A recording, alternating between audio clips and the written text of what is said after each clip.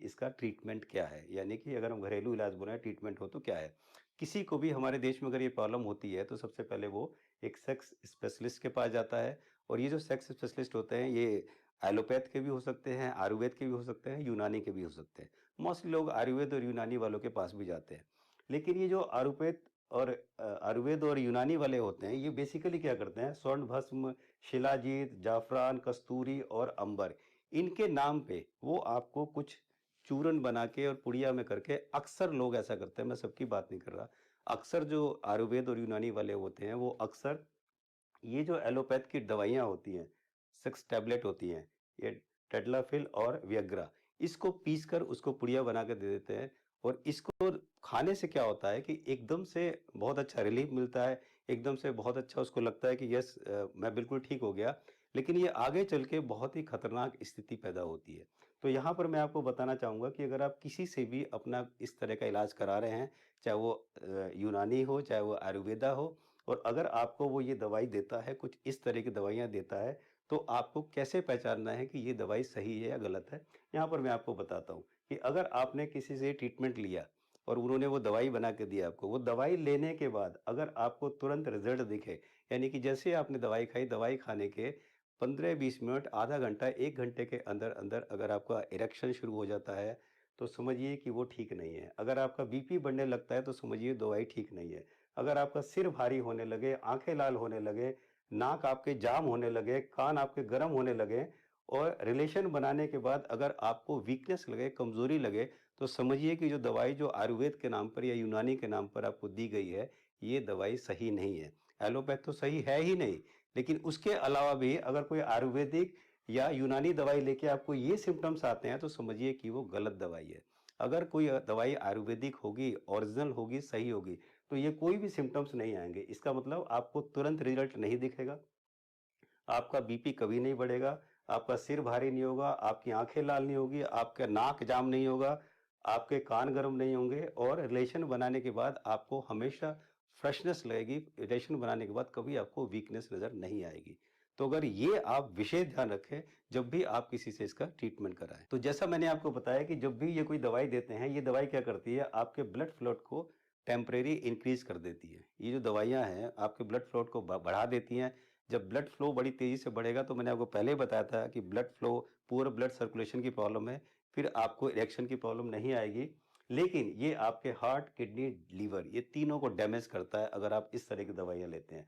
आपकी आईसाइट को वीक करता है, आपकी मेमोरी को लॉस करता है।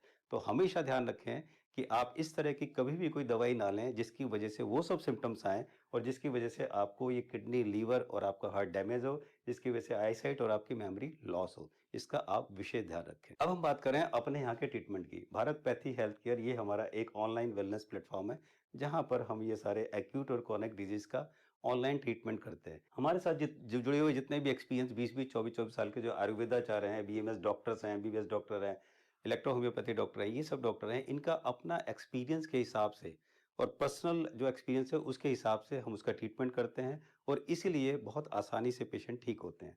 तो अब हम बात करते हैं कि जो ट्रीटमेंट करते हैं, जो इरेक्टाइल डिस्फंक्शन की कमी की वजह से या प्रीमेच्योर इजैकुलेशन का हम जो ट्रीटमेंट करते हैं, उसके बारे में आपको बताता हूँ कि अगर आपको किसी को भी ये दिक्कत है, तो आप भी ये कर सकते हैं आसानी से। उसके लिए करना ये आपको ये है, सबसे पहले डॉक्टर विशु चौधरी की डीआईपी डाइट। डीआईपी डाइट क्या है? इसका लिंक मैंने डिस्क्रिप्शन में दे दिया है, आप उसे देखिए डीआईपी डाइट कैसे आपको लेनी है। डीआईपी डाइट शुरू कीजिए, ध्यान आपको ये रखना है कि जो प्लेट 1 है, यानी कि जो सैलेड है वो आपको शाम को सूरज छिपने के बाद नहीं खाना है, ये आपको ध्यान रखना है। खट्टी चीज़ें आपको बिल्कुल नहीं खाना है, अगर आपको ये सब प्रॉब्लम है। इसके अलावा आयुर्वेदिक औषधि के लिए आपको कुछ सामान चाहिए जो आप घर पे बना सकते हैं, जैसे सिद्ध मकरध्वज 5 ग्राम चाहिए, अभ्रक भस्म 5 ग्राम चाहिए, वंग भस्म आपको 5 ग्राम चाहिए, लौह भस्म 5 ग्राम चाहिए, शिलाजीत आपको 10 ग्राम चाहिए और उटगन बीज के 20 ग्राम चाहिए। तो ये जो आप सब चीज़ तैयार कर लीजिए। करने के बाद इसको करना क्या है, इन सभी को पहले खरल में डालकर और 2 घंटे तक उसकी घुटाई करनी है। 2 घंटे तक बहुत अच्छी से उसकी घुटाई कीजिए। घुटाई करने के बाद देशी पान के पत्तों का रस निकाल कर उसके अंदर डालिए। देशी पान के पत्तों का रस कितना डालना है, जिससे वो सब चीज़ ठीक से गीला हो जाए, ठीक है? पेस्ट बन जाए उसका। बहुत ही मतलब सॉलिड सा पेस्ट बने, उतना रस चाहिए वो डालिए। डालने के बाद चने के बराबर इसकी सबकी गोलियाँ बना लें। और गोलियां बनाने के बाद आपको ये गोली सुबह शाम रात को खाने के 1 घंटे के बाद एक एक गोली रोज खानी है। या तो गर्म दूध से ले सकते हैं या गर्म पानी से ले सकते हैं। अगर दूध से लें तो A2 गाय मिल्क होना चाहिए, वरना गर्म पानी से भी आप ले सकते हैं।